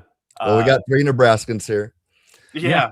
And so we're 3 Huskers, but we've got Colton and I have been it's well known that we see some things differently. Yeah. So yeah, Colton, what would you want to discuss today? Yeah, I just want to kind of put the cards on the table first. So I don't think I did that last time, and that was kind of my mistake. So I apologize. But first, if anyone knows that, usually Tim and I's discussion kind of is tangled around free will, determinism, theological determinism, author of evil, epistemic options, the deity of deception. So my card on the table is I don't really lean towards determinism anymore. Oh, really? It's not that I don't think it's bad like you. So, I don't necessarily, if it is true, I don't see it as a problem. Mm-hmm. So I'm still going to defend it. Okay. I'm not necessarily defending it here, and I don't want to defend it here. I lean a little bit more towards indeterminism, just because I think I don't think it solves anything. I just think I don't know. I don't see a real big argument in favor of theological determinism. Mm-hmm. I also lay down the cards. I don't think, and I care a lot about you, Tim. I don't think any of your arguments had anything to do with that conclusion that I came to. That's fine. I was like, wow, what a great day. And then he was, rip it out. No. So I know. So I apologize. No, that's fine. It's not. Maybe subconsciously, don't know, but not that I'm aware of. Look, I mean, you and I mean, how many years have you and I been going back and forth on 7, 6, 7? Is that what it is? Somewhere around 2020. Yeah. I mean, it's been before that, because I remember you and I started talking before my book came out. Yeah. In 2020. I'm still a big fan of Bignon and his work and his book. I am too. It's like, I know, like his book has challenged me in so many different ways. Mm-hmm. And right about around 2020, when you started doing the back and forth with Bignon, that's when I started getting into debate. So, but yeah, I just want to lay down that card. I'm not against theological determinism in the same way Free Thinking Ministries is. Of course, I will still defend it very heavily. In fact, Anderson's article, that authorial model, that the commenter, it's perfect, amazing article. I talked to Manada about it. Manada said that was kind of some of his idea too, and then him and Anderson kind of concocted it throughout the year. So it's an excellent article. You should definitely read it and do some like a blog post on it or something. But all right. but yeah, so like, Josh, remind me of that. Yeah. I already found it. So Okay. Yeah, But- in that sense, I will defend theological determinism, but Yeah. I'm not necessarily a theological determinist. I just lean towards it to an extent. Right. I think that's very fair. And I think that's a very intellectual, it's a great intellectually sound foundation to stand on. You say, hey, I don't have to affirm this to defend it, to defend its possibility. You're Yeah. basically saying it's possibly true. Let me argue why it's possibly true. Yeah. And that I think even gives you more credibility because you're not emotionally invested in it being true. And so I think that's a great place to be. But In short, I was one day, I even remember the day I was like, man, there's a lot of bad arguments against it, but there's not really a lot of good arguments for it. And Mhm. so the only one that might get me is the foreknowledge argument, which we don't necessarily need to go down there because I'm still kind of agnostic about it, but is plausibly foreknowledge might need causal determinism in some sense. Obviously, you guys would disagree. right, but that is Yeah. the debate. And you're right. I'm like, look, I mean, I argue against that extensively, but if my arguments fail Yeah. and we're going to affirm foreknowledge, then you're right. Then it does become determinism. I don't think I mean, as you know, I'm going to argue against that it does, but that is where the debate is. And so I get your agnosticism at this point. Yeah. So that said, I'm a flaming compatibilist. I will defend. it is June. You probably shouldn't say. I am a compatibilist. I'm an ardent, I guess. Ardent. Oh, there we go. Yeah. Compatibilist. So I will defend that, and I do find good arguments for that. We've been back and forth. I haven't bought the second edition. I don't know. But yes, if time allows, if you guys are interested, I would want to bring back the 1 Corinthians 10:13 argument. I don't see a theological section in the table of contents to your new book. Before you had theological arguments for libertarian freedom in the first edition. The 1 Corinthians 10:13 argument was in that section, in that chapter, directly after the philosophical arguments for libertarian freedom. You don't have that in the second edition. So I'm just, it's I don't know. Chapter 14 now. Okay, that's what I thought. Yeah. So probably my thought was, if I was Tim, what would I do? I'd probably put that argument in one of the other chapters. So I still think that it doesn't show libertarian freedom. And since I laid down my cards on the table, I think that at best you can get indeterminism. And I know both of you guys disagree. So I want to say that verse, at the very best, stripping everything down, I can grant for the sake of argument, even though I don't know if you can necessarily even do this, but I'll grant it for the sake of argument that indeterminism is shown in the verse. Okay. I guess I would say, okay, that's a great. I don't know if you can get libertarian freedom just from that. I'll start out by saying, okay, that's cool. I would still consider that a great victory if indeterminism was granted, even for the sake of argument. But if somebody thought, well, okay, maybe not for the sake of argument, but if somebody said, no, I can see how this leads to indeterminism. Well, I think that's, I would slightly adjust my argument then to argue against determinism of then there's some things that are not determined by God. And I would be very happy with just advancing that much of it. Now, I do think why I do think it's libertarian freedom is because there seems to me that, and this isn't new to you, you've heard this a million times. Right. We don't really need to rehash the whole debate again here. Right. Maybe we can have it again some other time, but there's not going to be a lot of changed minds probably in the next 2 minutes. No, but this is a really good point that he brings up that, so we'll just say this is where Colton and I have the impasse. And that's just, okay, so if if it's true that every time we're tempted to sin, God provides a way of escape so that at least the Christian doesn't have to sin. And then I say, okay, I am a Christian. So, gosh, I just sinned the other day when Colton made me really mad, and I had this bad thought about him. And I'm just kidding, Colton. I did. but no, if I sinned in a thought, right, or I did not take a sinful thought captive to obey Christ, or an action, physical action. If I were tempted to sin, and God promised us to provide a way of escape so that I do not have to, but I did sin anyway, then it seems to follow that I could have done otherwise.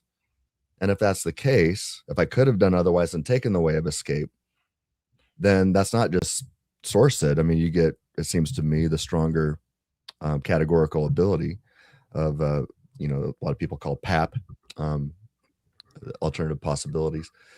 You definitely, and so then, yeah, so that's where I think it does become, hey, I am the source. Like if I'm standing in front of a fork in the road, and I can literally take either path. It seems to me that that's what Scripture's saying there. So tell me what you're thinking, how you see that, Colton. Yeah, I'm thinking that even if indeterminism is granted, it doesn't entail a categorical ability. It doesn't even entail a dispositional ability, which is compatible with determinism. And I want to stop there. The dispositional ability, because some of our impasse, I think, comes from that. Would you agree that it is compatible with determinism? In other words, the dispositional ability, Veblen's wide ability, Veblen's narrow abilities, you call them broad and narrow, Yeah, out of Erasmus or whatever. I don't know why you do that personally. That's kind of a pet peeve of mine. Just call it what the literature says it is, wide and narrow. I actually got that from Jacobus Erasmus. Yeah, Erasmus, right. Yeah. So that's whatever. It doesn't matter. But the broad, narrow, wide, wide and narrow, are they compatible with determinism? In the sense that they don't require indeterminism to be had by so yeah, to put that in perspective, when I'm on an airplane, I still have the ability to play the bass guitar, right? Even though in that sense I cannot do otherwise to play the bass guitar because they don't let me bring it on and plug in the airplane. Right. So if there's no bass guitar on the airplane, I still possess the ability to play the bass guitar, but I don't have the category. Yes. Yeah, the narrow ability, but I don't have the wide ability or the broad ability to actually pull it off. So yes, I will grant you that. Okay, so then the narrow ability is compatible with determinism, but what about the wide ability? Does wide ability require indeterminism to be true? Wait. Now I don't know if let's rewind for 1 second yet. I'm not argued that I'm determined in the airplane. I'm just the state of affairs does not allow me to play the bass guitar even though I can. Remember, my card's on the table. Right. Determinism is false. Okay. Right? Now, but here's the deal, and this is what you talked about before.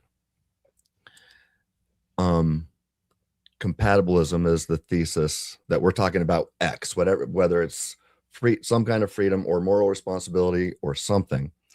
It's always, is it compatible with determinism? So even if you're not a determinist, we're still talking about, okay, but for the sake of argument, it seems to me like we're saying, okay, well, let's assume determinism were true. What would be compatible with it? And it doesn't seem to me like 1 Corinthians 10:13 is compatible with it. So I think that's a logical error you have, Tim. It doesn't matter as long as determinism is false for independent reasons other than the abilities, then it's fine. So let's just say I am a theological indeterminist because of the author of Evil Objection. It got to me, right? It doesn't. Right. But let's just say it does. Yeah. Right. So it got to me. Theological determinism must be false because otherwise God would be the author of evil. So I'm an indeterminist. I still believe in free will. Okay. So I believe in free will and I'm an indeterminist. That logically still does not commit me to libertarian freedom Well, I'd say, what do you mean by free will then? Yeah. How do you define What it? I mean by free will, in order Mhm. to get to libertarian freedom, that free will that I believe in, along with the indeterminism, must require indeterminism to be true. That would get me to libertarian free will. So if Well, I like, oh, I libertarian free, believe in, yeah. if I believe in free will and that free will needs indeterminism to be free, then of course that's libertarian free will. What I'm saying is the wide ability, the dispositional ability, the narrow ability, they don't require indeterminism to be true. In that sense, determinism could be true, and that is irrelevant to whether or not an agent possesses a wide and narrow ability. Or Mhm. indeterminism could be true, and that is irrelevant to whether or not an agent possesses a wide and narrow ability. Okay, That so is the tall tale sign of what an ability, what we mean by an ability being compatible with determinism. Mm. all right. So if Well, let's give this about one more minute because we had said no protracted debates on the thing. So let's give it no, about well, one more this is minute. a really, But you yeah. know what? And I'll say this, Colton, I am actually really loving this dialogue and this tone, and you and I do need to have some more discussions. I appreciate that. Yeah. I think we both come a long ways. and we have sharpened each other like iron. And I know we've really probably driven the other person crazy at times. And clashed like iron too. Right. Yeah, we clashed like iron too. But we're brothers in Christ, and we are what's that? My wife's talking to me. It's our anniversary today. Happy anniversary, baby. Yeah. Happy anniversary. She's doing a live stream. I just had my anniversary. 10-year anniversary a couple of days ago. Nice. Oh, nice. Yeah. Decade. Good work. Yeah. Thank you. Appreciate it. All right. So yeah, I guess I'll just say this. We'll give you the last word. I'm looking. Okay, so I can't get out of, and you're saying maybe this is a logical mistake on my end. Maybe I don't see it. It doesn't mean I'm not doing it. So I'm definitely willing to be corrected here. But when we're talking about compatibilism, we're trying to figure out what would be compatible with everything being determined about me by something or someone else, right? Something, if antecedent conditions are sufficient to necessitate all things about me, what is compatible with that? And sure, if all things about me were necessitated by God or any other antecedent conditions, and I could not do other than X, I'm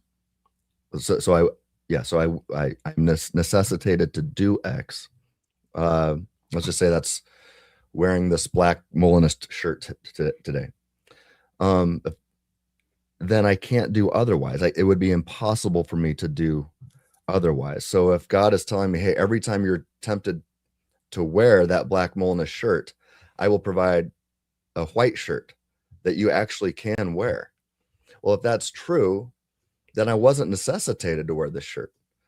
It was minimally an indeterministic thing, but then it seems like it's something that I'm responsible for, and so I'd be the source of it. And so now that seems to me like we're talking about libertarian freedom. So I can say, if all things are determined about me, I still have the dispositional ability to wear a white shirt if God were determined me to wear a white shirt. I mean, Peter had the ability to walk on water if God determined him to have the power to walk on water. So we have all kinds of abilities like that. I guess, I mean, Josh, are you seeing where Colton and I might have to me, I think the issue is in the command. Right. That's another. It's in the command because Verse it's 14. directly linked grammatically in verse 14 with verse 13 to flee. So it's directly linked to an action to do something, to choose to do something. So it's no longer talking about some sort of passive ability that you could have even if you're determined one way or the other. It's saying, no, you actually have this ability to do this thing. That's the way out. I think that's where the impasse is that ability there or is it not? To choose to do that thing. I think that's where it seems to me that's why I've always told Tim when we talked about this. I'm like, I think it shouldn't be 1 Corinthians 10:13. It should be 1 Corinthians 10:13 and 14. Like And 14 15. has to be. I Yes. have used all three of them in the past. Yeah, they all go together, because if it was just verse 13, then I could maybe get on board. But I think it's that imperative, the command to flee, to choose to flee because that's the way of escape. That I think for you that entails incompatibilism. I'm asking a clarifying question. Oh, It means that determinism's not true, and that the agent, the person who is the command is issued to, has the power to do either possibility. Yeah. So it says you could succumb to this, or you could choose to flee. That's what that verse is saying. Yeah,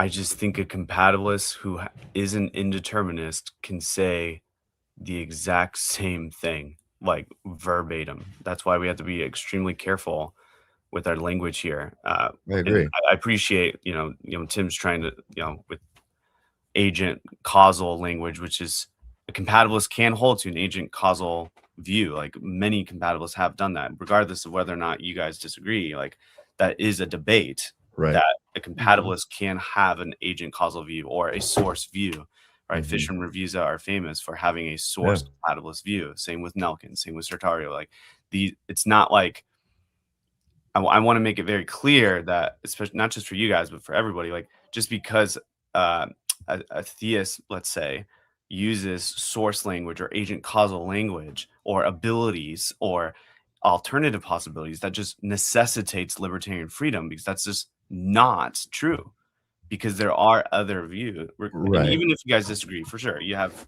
good arguments, whatever, disagreement about. But that is the disagreement, right? Of what kind of abilities are we talking about here? I don't know that I would say, and I guess I've always, sorry, I interrupted. Right. But I don't know that I would say necessitates or that verbiage, with because I think there are legitimate interpretations that could be the case, that it's not libertarian freedom in that verse. I think there are legitimate interpretations that have been debated, so it's not necessarily necessitated. When you say legitimate, you mean interpretations that we have to take seriously? Yes. Yeah, right. Well, yeah, they can't all be true, obviously, because they contradict each other. But we have to take them seriously. But it seems to me that there's also this matter of, what is most parsimonious, or what makes the most sense of all of the data while also remaining fairly simple. And I think that is part of the equation when we talk about what an entailment might be of the passage. I would say that is true. I just find a wide ability and narrow ability, when we really understand, like wide ability, having the opportunity to do something, not being masked in a metaphysical sense or finked, and also having a narrow ability to do something. That's commonsensical. I mean, even Tim, like using the narrow ability, I have the narrow ability to play the guitar, even though there's no guitar in this room. I've been playing for as long as, well, Tim's probably been playing a lot longer than I have, but we'll have to jam together. Hey, we're all guitar players here. Yeah, we're all been playing for about 20 years, so I have a narrow ability to play guitar, right? Yeah, nice. I don't have the opportunity to play guitar. Why? I don't have one in the room. Right. And that's non-controversial, and I agree with that. And so to me, it is, when we talk about entailment and what's parsimonious, sure, it should be commonsensical. And I do think I would say this, the verse does entail in a commonsensical way, plausibly, that indeterminism comes out on top. I am happy with that. I'll also say, commonsensically, it does seem, and I said this in my volume 3, very clearly, it does seem that the verse does have some sort of ability language to it. Like, we need to be honest with the verse and just say that there's got to be some abilities. That has nothing to do with the actual debate. I think a compatibilist should grant that. What's the actual debate? What kind of ability? Okay. What kind of free will is being entailed by the verse? Yeah. I'll tell you what. do me a favor and write me a specific question, make it all these points, and I want to take it very seriously. And I'll be as I'll try to be as charitable as possible and interact. And if you would like me to, I'll send it to you first before publishing. But maybe we can try to kind of craft something together. Here's what I love. You and I have been arguing about this stuff for years. And I love the fact that, yeah, we're still miles apart, but we're closer now, even if it wasn't anything to do with me. I will say that you've had an impact on me, Colton, because you have made me think deeply about these things, and you brought up authors that I was like, well, now I got to go buy that book. And and so I do appreciate the iron sharpening, and I think you and I, as we both matured in our abilities to communicate as well, I think we're now doing much. It's fun now, and so let's keep having these conversations. But let's I do invite you to send me something, and I don't need to go public with it unless I think it would be fun to see where we can get in a conversation, and then we're both feeling good about it. We could say, hey, this is where we're at right now. This is how maybe you changed my mind a bit. Maybe your mind changed a little bit. Maybe we don't, but we can report that and, be friends at the same time. So, of course. Yeah. Awesome. Thank you. Yeah. Thanks. We gave you the most amount of time on the stage. So, I appreciate that. I told Josh, I'm like, pretty sure Colton's going to call in. I said, yes, I think so. Yeah. I do. And I know, Tim, don't hate me. I love you a lot, but I know this is a live stream, but I'm open, my friend. I know you probably want that written back and forth, and I get that. If you'd rather record it, I'm there. I like an face-to-face conversation. I really do. It's a lot better for me, and I think it's better for you. It's better for the audience. So I'm willing to send it written if you want, but I am more willing than the written format to do an online, whether it's recorded or live, right, talking about either this or something else. No, I think we do both. But I mean, you and I have gone back. I mean, I've just giving you the most time here, and we've had another 20-minute conversation live, and we haven't really moved the ball much there. And so sometimes I feel like, okay, we just need to spend so much time analyzing every word we're using here. And I think if we do that, writing back and forth to each other without the worry of everybody else watching us, it's like, take your time and respond. Then maybe after we really nail things down, and I'm saying, oh, that's what Colton was meaning this entire time, I've missed it. If that's the case, then after we do that, we'll get on and we'll talk about the dialogue we've had. I'd be that's one reason why I get the live back and forth. What we're doing right now, it's fun, gets views, and but I think it's like I wanted to, when I first asked Michael Preciado if he wanted to write things out first, it was just because I wanted careful philosophical precision on everything without talking back and forth or talking past each other. Right. I think sometimes you and I do that. It's probably my fault. But I just think maybe that's I'm just willing to do both. I think we start out with this. Be careful. Yeah, I get it. Yeah. So. Okay, let's move the ball forward on this conversation at least. We'll keep in touch with it. Thanks for calling in, Colton. Love you guys. Appreciate you. Have a good day. Happy anniversary. Thank you. Yeah. Thank you. Good luck in New York. Yeah, get out alive, man. Just get out alive. Thanks. Bye. All right. I have one more video to play, and then we got some questions to answer. Tim, do you got another 10 minutes? Yeah. We can do some quick scattershot questions. All right. So here is from our friend Richard Suttles. Now, it has nothing to do with your book, but he wanted to send in a question anyway. He is helping save or keep our keep our country safe. So yes, he wasn't able to be here. Mm-hmm. And then, sorry, I'm talking and typing at the same time. So let's watch this question while I type. Hey, Warriors. Thank you so much for inviting me to dial into your show. I do have to go to work this evening, so I made this video instead. Hopefully you have time for it. And Tim, thank you so much for mentioning me in the new edition of your book. I'm honored to be part of that. So I have a couple of questions. First, what is my soul going through when I'm asleep? And second, what is my soul going through when I'm completely unconscious, like say surgery or I get knocked out by a bus? I understand my brain can be tricked while I'm asleep, while I'm dreaming, and I understand that as far as I can tell, my brain isn't consciously experiencing anything when I'm completely non-conscious. But what is the soul going through in those situations? Okay, guys, have a great show. Talk to you soon. That's all right. That's a unique way to put that. I don't think I've ever heard anybody ask a question like that. Like, what is my soul going through? Right, when I'm unconscious. And I guess, man, I wish Richard was able to be here, because probably how I would answer this would raise another question from him. But as I think about it, I think let me stop you real quick. Yeah. Let's do this. Richard, let's have you on the show and have the conversation about what's happening with our souls, if this answer doesn't satisfy. Which, by the way, Richard and I are interacting with each other in North Dakota this September at Richard Eng's church, and we're going to be discussing objective morality and church in Devil's Lake. Lake. The atheist's definitely going to win. I mean, right. I mean, he's got home field advantage. Not fair. No,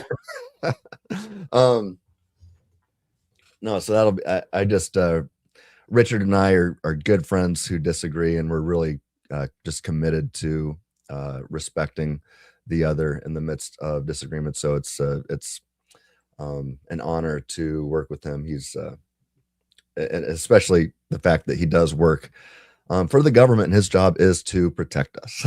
So from terrorism, and so that's why he actually kind of. So what's happening to the soul? Yeah. Okay. So I believe he said, "What is my soul going through when I am unconscious?" Yeah. Okay. So what do we mean by I? What do we mean by the soul? Now,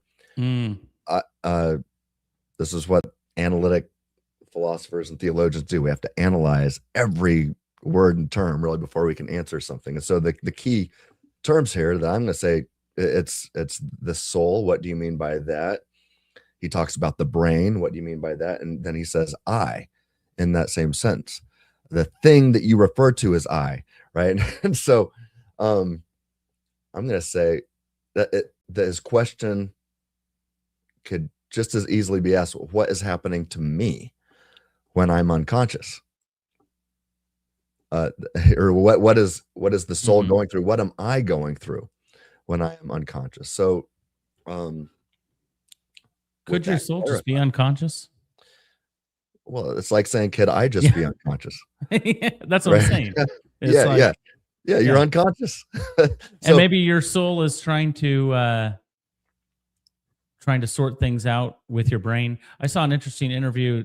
Apparently, one of the reasons that we dream is because when you lose your vision, you can your brain can take control of the other parts of your head, like your other senses. It can start to co-opt those.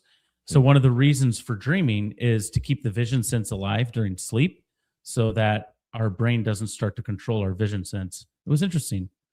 So maybe your soul is protecting your vision sense. Yeah. I don't know. Okay. So on my view, as a substance dualist, the soul, you, the thing you refer to as I, the self, right? You use your brain in the same way, or a similar way, I should say, as a pianist uses the piano.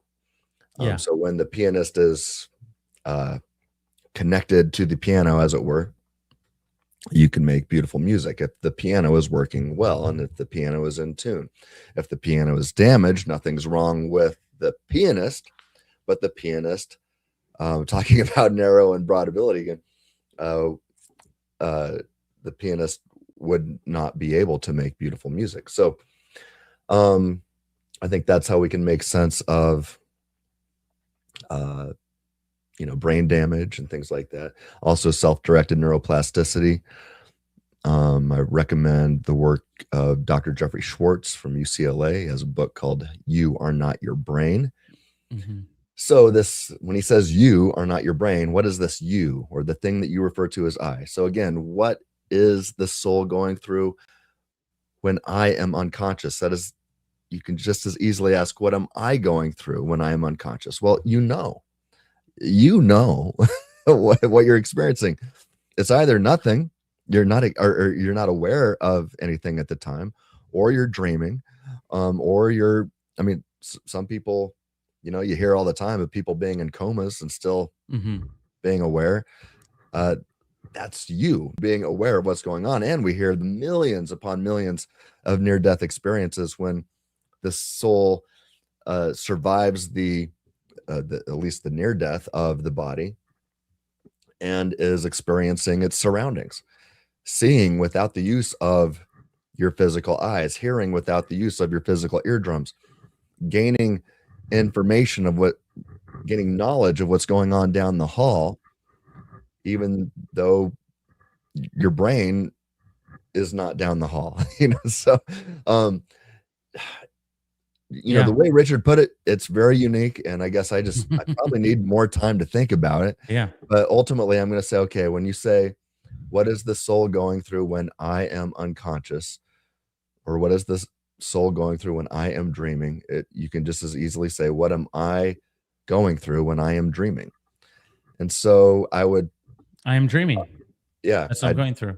Offer that back to Richard, and Richard, let's pick this up again soon. So let me know what you think. And I'm sure you have a follow-up question. So looking forward to hearing it. And I will say that Richard is I believe the only non-Christian who I thanked in this book. And it's because, I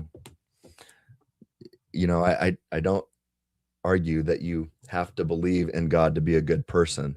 I argue that it's only because of God that allows Richard to be a good person. That's actually what we're going to be debating in Devil's Lake this September. But with that said, Richard, you're a good person and I love you. All right. Hey, let's do this. I know we had a bunch of written questions, but we've been going for about 2 hours here. I think we should do a different episode with all those written questions and just say, hey, here are the written questions that we've had. We'll do the comments still from this episode, but those written questions that we had, let's do a different episode after the 4th. And we'll record those. Otherwise, we'd be going for 3 hours. And Mario, I don't have the time. Yeah. Mario Lopez asked a really good question. He wanted to be here to call in today. And couldn't make it. So he wrote me a great question. But sorry, Mario, I told you I'd get to it today, but we will get to it very soon. And you know what? Maybe when it does work out, we could have him on to ask the question. I don't know. Yeah, that'd be fun for me because I've talked to Mario on the phone before, but I've never interacted with him on in person, like in the same room, or even on a YouTube interaction or anything. So we will touch on those things at a different time. We just are going to run out of time here, and I still wanted to get to these questions. First, Lord Ferris says, cheers, appreciated the revised version of your new book. Go Captain America, or should I call you UFC Ally McBeal, or Beth Stuckey? No, he's not a Calvinist. I don't know. Because you're a culture warrior like Ally Beth Stuckey. Oh, I see. Yeah, I don't know. One of the things. All right, there are 3 more questions we're going to get to, and then we're going to sign off. So rapid fire questions. Here it is. Whoops. That is not the right thing. I started the wrong thing. Hopefully I got the right question. All right. Here's a question from Michael M1800. What disagreements do you have with Molina? We've had this question before. Yeah. I think let me reference my interaction with who's the Fox News host, Laura Ingraham. Yeah. I had a conversation with her, not on her show. I wish it was on her show, but no, we ran into each other in Florida, and we started talking about my views as a Molinist. I wasn't using. I don't think I used his name, and she brought him up. She was like, "Oh, this sounds like Molina from Spain," and I'm like, "Oh, I can't remember the exact conversation, but I remember taking away, wow, she knows of Molina," and she goes as far as to say that she goes, he's a little too liberal for my taste," and I was like, "Well, yeah, but I'm not like agreeing with all of what would be Molina's political opinions here." Yeah. I'm agreeing with the fact that he said humans have libertarian freedom and that an omniscient God has middle knowledge of our free actions. And she was like, "All right, I'm down with that." And but yeah, I mean, if she's right, and I've heard from others that, you'd probably be more on the liberal side of things today. The Jesuits tended to be. Right. Did he also, I might be wrong on this, but as I'm doing my own studies, he also did not affirm that God exhaustively predestined things. Yeah, I think that's right. He operated with a different, maybe, definition of predestination. I think so. I think that's kind of unique to my work and where we might disagree. But I don't see how he would wind up disagreeing with me after reading my work. I think Molina would agree with me on maybe that. He's in heaven going, yes. Right. But yeah, what he wrote back in, what he had published in 1588. Yeah. He saw things differently. We see Romans 9 differently. I think I believe he'd probably take more of a deterministic approach to Romans 9. And I'm like, no, Romans 9 actually implies libertarian freedom, definitely in determinism. But no, I think it's stronger than that. I think you get libertarian freedom there. So, those would be some disagreements, but all right. I'm just really focused on the two things that I believe it was just brilliant, connecting these dots between middle knowledge and human freedom. Yep. All right. Last question, and then I need to get home and make supper. Have you come across the quote-unquote problem of backtracking counterfactuals? I skimmed a Graham Oppie paper and never heard it discussed properly yet. If you are aware, thoughts on it as an objection. Yeah. Gosh. I think we talked about this with Tyson. Did we? I think so. I can't remember how Oppie framed it, but I am familiar with. I've read it in the past, but it's been a while. So I would, if he's still there, if he wants to flesh that out and maybe ring some bells in my head, we could do that. But yeah, how does the backtracking work? I mean, are we? I just can't remember how he framed that right now. But I'd love to interact in more depth if. Yeah. Well, we've been going for about 2 hours now, so I think it's okay to say, you know what, we've been talking for 2 hours. I'm not quite remembering exactly how he framed that. Maybe we'll do a video on that too. What I've taken away from this, what I'm taking away from this live stream is we got a lot of content to produce within the next few months concerning those things. So, I don't. He's not adding anything to it yet, but I think 2 hours is probably long enough for 500 pages. We'll get into it in more depth in the few. Oh, okay, here you go. He says, I think it was along the lines of God's knowledge and how he knows the future. Is it backward? I can't remember. I can't remember what it was. We will take a look at that. One of the things I always tell my students when I talk to them is, don't be afraid to say, I'm not sure. I'll take a look at it and get back to you. So we can do that. We might be sure, but we got to remember exactly what's going on. Yeah, I need to see the case laid out again. Yep. All right. Thank you, everyone who joined us. Congratulations, Tim. Congratulations, Free Thinking Ministries, on the accomplishment of the second edition. Hey, if you haven't got it, go to Amazon right now. The link should be in the description. If it is not, I will put it there post haste. And you can get it on Kindle for $9.99. If you want a signed copy, go to freethinkingministries.com/contact and just put, I want Tim's book in the contact page. Send that, and we will do a random drawing per person. It comes with your email, so you will receive an email, and then you'll have to give me your address to send it to you. That's how it will work. So don't worry. And guys, a lot of these questions, Josh, tell them how they can get the question to me for me to interact with it and post a blog responding to it. If you have more questions, you can actually go to freethinkingministries.com/contact as well. There's a drop-down menu. You just select the Q&A drop-down menu, and we will get those questions.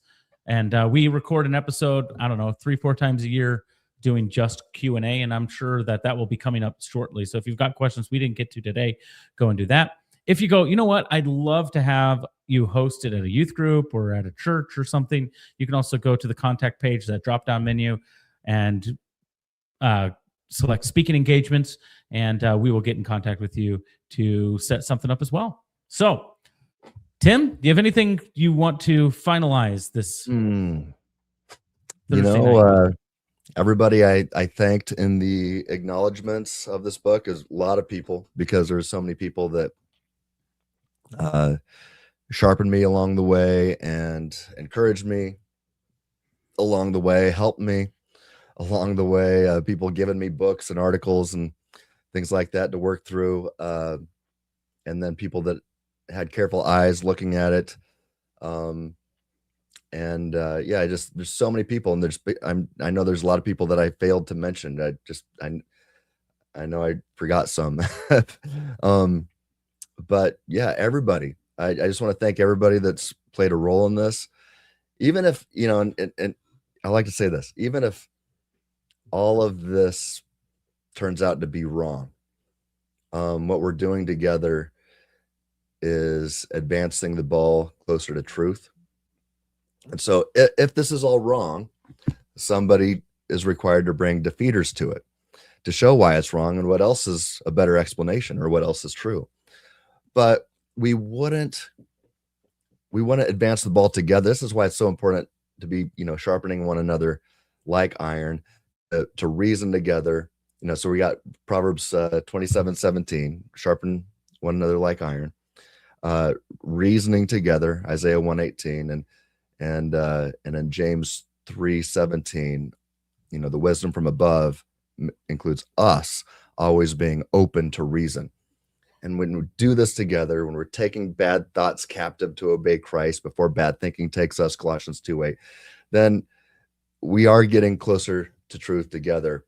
Even, and for those of us that are debating all the time, and we've got two different views that both cannot be true, we do need each other, and we're doing this together. Whoever is wrong, if it's me that's wrong at the end of the day, or my interlocutor who's wrong at the end of the day, we are advancing the ball together toward truth, and we need each other. And I'm thankful for everybody involved, even when it's it leads to frustrating conversations. So that's the last thing I want to say is thank you. All right. For being a part of this yes. with me. Everybody. That's great. All right. Hey, if you haven't liked this video yet, what are you doing? We've been here for 2 hours. Like the video, share the video with somebody, share it with James White specifically.